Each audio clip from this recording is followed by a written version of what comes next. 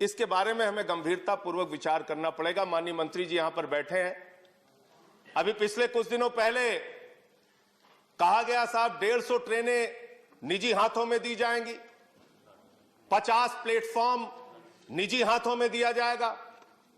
मुझे याद है मान्यवर एनडीए के संयोजक रह चुके हैं जाट साहब, आज इस दुनिया में नहीं है, उनको श्रद्धांजलि देना चाहूंगा इस अवसर पर। 74 में उन्होंने बहुत बड़ी हड़ताल की थी और जो 1974 की हड़ताल थी मान्यवर रेलवे की, उस हड़ताल में मांग थी कि 5 लाख कर्मचारियों को पक्का करो और तब रेलवे के नियमित कर्मचारियों की संख्या थी 15 लाख, ट्रेनों की संख्या थी 11,000, आज ट्रेन हो गई 22,000, कर्मचारियों की संख्या घट के हो गई 13 लाख। 74 से आज कर्मचारी हम नहीं बढ़ा पाए, रोजगार हम नहीं बढ़ा पाए, तकनीक हम बढ़ाने का दावा करते हैं लेकिन उस तकनीक से लोगों को रोजगार की वृद्धि कितनी हुई है हम नहीं बता पाए। निश्चित रूप से दुर्घटनाओं का जिक्र अभी हुआ, उसमें कुछ कमी आई है, अच्छी बात है, लेकिन ये सब कुछ निजी हाथों में करने पर आमादा क्यों रहते हैं आप? सब कुछ बेचने के लिए तैयार क्यों रहती है सरकार? कभी कहते हैं एयरपोर्ट बेच देंगे, कभी कहते हैं सेल बेच देंगे, कभी कहते हैं कोल बेच देंगे। अभी मान्यवर यस बैंक का घोटाला हुआ, लाखों लोगों के पैसे डूब गए और उस समय सरकार का तर्क आया क्या करें साहब, ये तो निजी बैंक है, तो जो सरकारी रहता है उसको आप निजी कर देते हैं और जब निजी हो जाता है तो कह देते हैं ये तो निजी बैंक है, हम क्या करें? ये किस प्रकार की दोहरी व्यवस्था है? ये किस प्रकार से हमारी सरकार की सोच है? सारी कंपनियों को, सारी चीजों को बेचने की जो हमारी परंपरा है उसको उस पे सरकार को रोक लगानी चाहिए। 2-3 पॉइंट मान्यवर और कह के अपनी बात को खत्म करूंगा। आउटसोर्सिंग एक शब्द है, हर चीज को आउटसोर्सिंग करना है। आउटसोर्सिंग कितना बड़ा घोटाला है और कितना बड़ा एक कर्मचारियों के साथ धोखा है, इसके बारे में भी सरकार को विचार करना चाहिए। ठेके पे आप सब कुछ दे देते हैं, सफाई से लेके सब कुछ आप ठेके पे दे देते हैं और जो कर्मचारी काम करते हैं उन कर्मचारियों से ज्यादा तनख्वाह पे दस्तखत करा के कम तनख्वाह दी जाती है। मांग हुई तो आपने बैंक के खाते खुलवा दिए, जो ठेकेदार है उसने एटीएम लोगों के लेके रख लिए, वो पैसा खुद निकाल लेता है तनख्वाह आने के बाद। तो मेरा ये कहना है ये एक आउटसोर्सिंग का जो नाम देके सारी चीजों को आप बाहरी व्यवस्था को निजी हाथों में देने का काम करते हैं, वो कर्मचारियों के साथ, ठेका मजदूरों के साथ एक बहुत बड़ा शोषण है। इसके साथ साथ मान्यवर आप नई ट्रेनें, बस सबको आपने थोड़ा समय दिया, मुझे भी कृपा कीजिए सर। आपने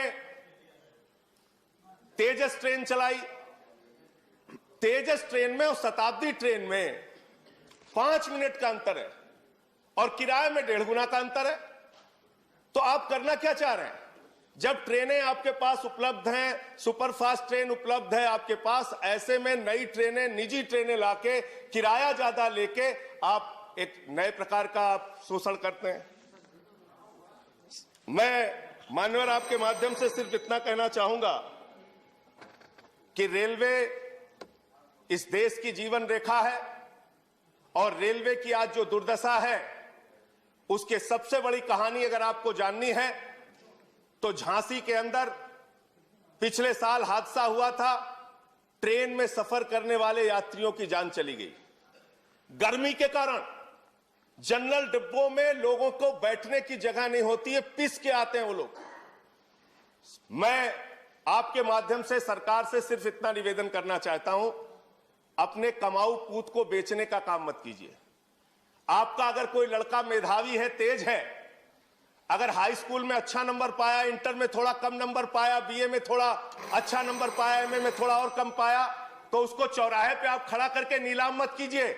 उस व्यवस्था को ठीक करने का काम कीजिए, रेलवे के कर्मचारियों पर भरोसा कीजिए, रेलवे को आगे बढ़ाने के लिए रेलवे कर्मचारियों को साथ में लेके जो सेवा अब तक वो करते आए हैं इस देश की, वो करने का काम कीजिए। रेलवे को हर चीज को निजी हाथों में बेचने की जो आपकी सोच है, उस सोच पर रोक लगाइए। मैं सिर्फ यही कहना चाहता हूं कि अगर आपको ठंड लगी है तो घर का किवाड़ा निकाल के उसको आग में जला के तापने का काम मत कीजिए।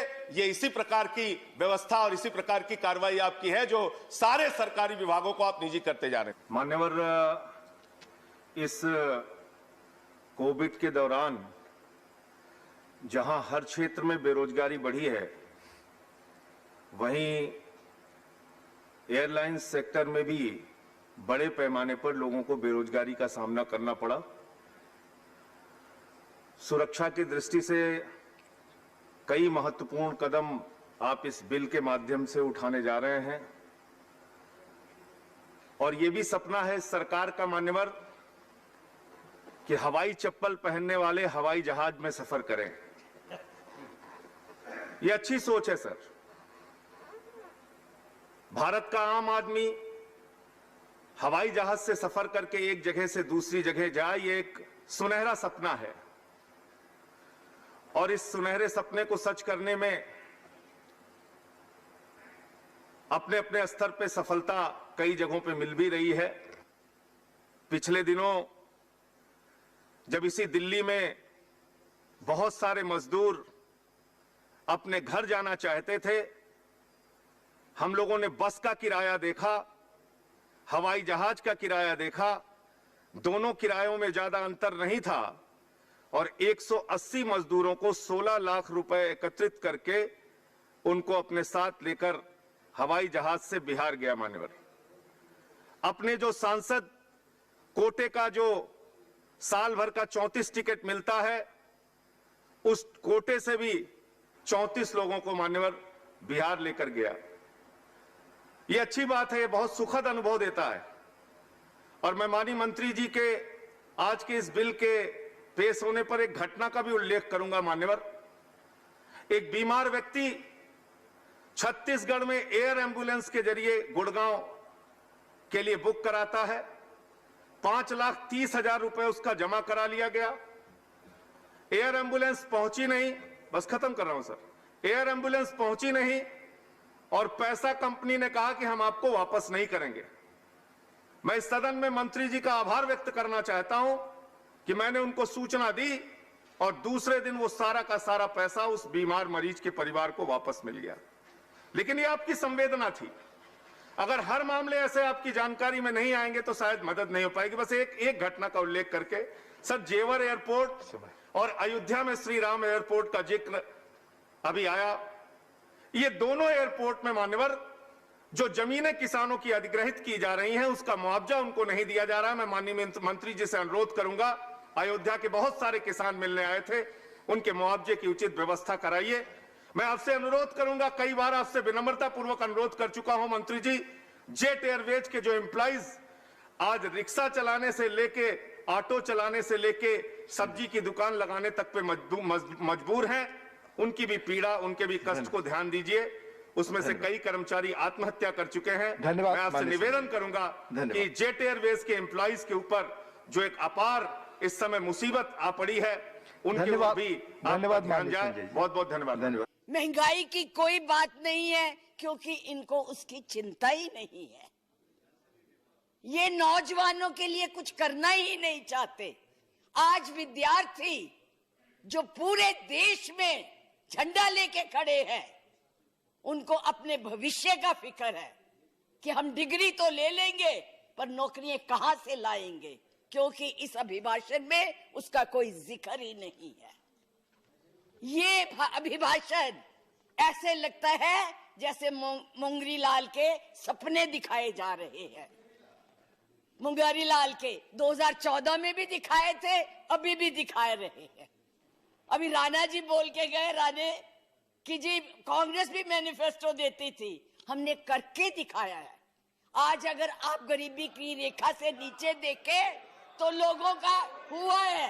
अरे आज यहाँ बैठे हुए हो, हवाई जहाजों में चलते हो और उनमें चलते हो, किसने दिए, किसने बनाए? आज स्कूल, कॉलेज, यूनिवर्सिटी किसने बनाए? आईआईटी किसने बनाई? एमएमटी किसने बनाई? जिसमें आज आप दिखाई दे रहे हो। क्या किया है 6 साल में? केवल भारत को तोड़ने की कोशिश की है, भारत को बांटने की कोशिश की है और कुछ नहीं किया है। बस वही करो। आज आप लोग इस देश को इस तरह से बांटना चाहते हैं। कुछ नहीं है, ना महिलाओं के लिए है, आज पूरी महिलाएं जो है इस चिंता में है कि हमारा भविष्य ठीक है, हम सुरक्षित है, वहां उनको कुछ दिया नहीं।